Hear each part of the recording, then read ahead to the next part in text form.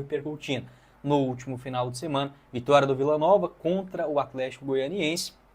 E o presidente do Vila Nova, o excelente Hugo Jorge Bravo, afirmou que o seguinte, ó, abre aspas, quero deixar muito bem claro que o Vila nunca precisou dividir estádio com ninguém, né? No caso, para dividir e lotar a sua parte dentro de campo. Ele comentou outras questões também sobre o resultado, enfim, a vitória pelo placar de 3-1 e sobre o clássico no Serra Dourada com torcida única. Um abraço, inclusive, para o pessoal do esporte goiano, resumindo muito bem aqui a matéria. Abre aspas. A tendência é que o jogo contra o Goiás seja com torcida única.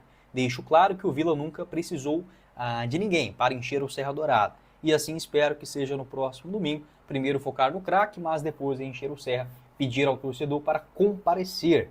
E já adianto que vamos fazer uma promoção. Quem comprar o ingresso de domingo ganhará o de quarta, limitando aos 10 mil. Os 10 mil primeiros ingressos do clássico nós vamos dar o do craque, né? Foi o que afirmou o presidente do Vila Nova. Acho sim uma boa estratégia também para mobilizar o torcedor nesse início de campeonato goiano. Sobre essa questão, claro que há uma incoerência, depende da interpretação. Eu sou um cara que dificilmente eu levo as coisas a ferro e fogo, ou seja, se é o Hugo Jorge Brava falando, eu vou olhar e vou analisar o argumento da mesma forma do que se fosse o Lucas Andrino ou o Adson Batista. Eu não vejo a camisa para dar a minha opinião.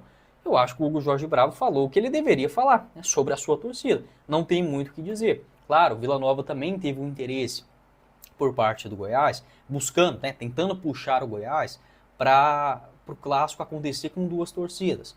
O Goiás, pelo que eu tenho de informação, ele basicamente foi neutro, ele não lutou por isso, né? Até houve uma visita do Lucas Andrino, também do Eduardo Pinheiro ao Serra Dourada, nesta última sexta, né? Foi sexta ou foi sábado que aconteceu essa visita para entender as condições do gramado, já que o próximo jogo do Goiás fora de casa acontecerá justamente com o mando do Vila Nova, né? O Charlie Pereira também fez uma matéria interessante a respeito desse assunto lá no Diário de Goiás, afirmando, né, que o Hugo Jorge Bravo estaria lutando sozinho, já que o Adson Batista não tem um interesse de deixar o Antônio Ascioli, né, para o Atlético jogar no Serra Dourada, muito menos também o Goiás em relação ao estádio da Serrinha.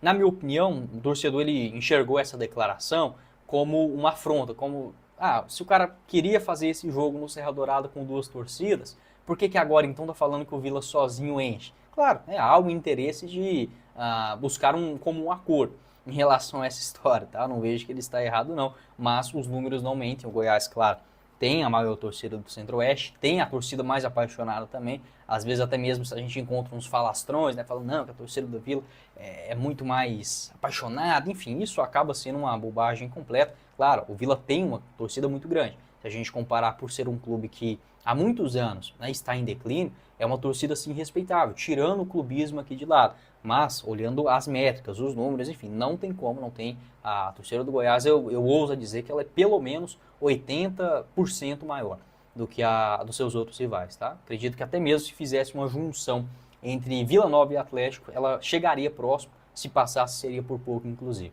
da torcida do Goiás aqui no estado. Então, isso só de torcedores, tá? Excluindo mistos, então, acho que essa diferença fica ainda maior. Sobre os números aqui do Serra Dourada, desde que o Serra Dourada começou a ser escanteado, né? De 2019, 2020 para frente.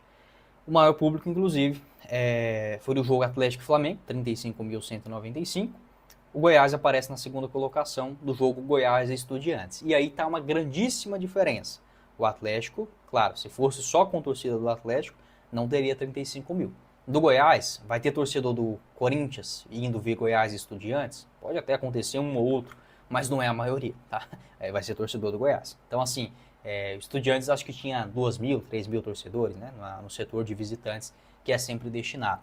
Do Vila Nova, o maior foi contra o Paysandu na final da Copa Verde, com 24.500, tendo também uma torcida do Paysandu presente, mas nessa faixa também de 2, 3 mil, também não era maioria meio a meio, né, como a situação do jogo contra o Atlético Goianiense e Flamengo. O São Paulo, né, aparecendo aqui com o Atlético, né, claro, na terceira colocação, 33 mil, mas aquele mesmo argumento do jogo sendo contra o São Paulo, a torcida do São Paulo também presente e acaba influenciando muito nesses números. Sobre o Atlético, acho que o jogo com maior destaque foi aquele contra o Nacional. na Copa Sul-Americana, onde o público, pelo que eu pesquisei, foi de aproximadamente 20 mil torcedores, naquela ocasião nas quartas de finais da Copa Sul-Americana, mas claro, em termos de torcida, de criação de imagem, de torcedores únicos, o Goiás é referência no Centro-Oeste brasileiro. Você pode deixar a sua opinião aqui embaixo nos comentários. Eu sou sim favorável, o Goiás deveria topar, né, fazer um teste agora, né, no estádio Serra Dourada, um jogo meio a meio,